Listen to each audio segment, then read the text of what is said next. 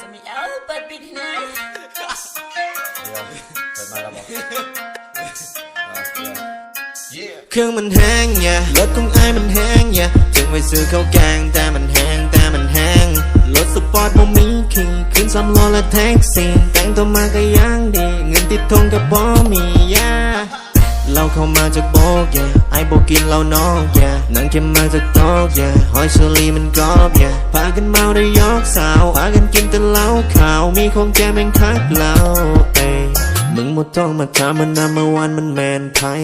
มึงก็หูดีนั้นมึงก็หูอยู่แก่ใจ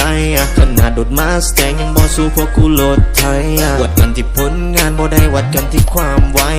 พวกกูก็ซอแต่มึงโคตรหล่อกินแต่แอลกอฮอล์บ่มีพอ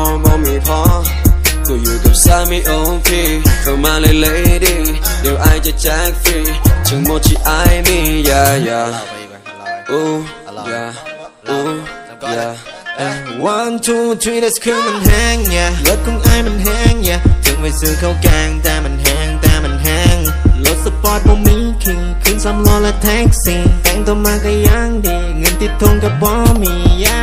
เมากันจนก็ตายกินจนเศร้าก็ได้เมาแล้วบ่ไปใส่เอามืออีกก็ได้เอามืออีกจะจบนะถ้าบ่เมามันบ่ฟ้าเมาละเราจะ10 ลังมากิน3 คนก็คงบ่พอเมากันเกือบตายแต่ยังเมื่อวานกันคมคอเดี๋ยวแต่เมาหมดครับเดี๋ยวถึงตามมาจับเดี๋ยวชีวิตจะลับเมาแล้วบ่คนกลับTrap มันก็ Trap มันก็ฟังเอาแต่พวกกูเมาก็ยังถึงเช้า Peace eat เหล้าบอก just มา2 ก๊อกเมาแล้วว่ะอย่าเอาอีกว่า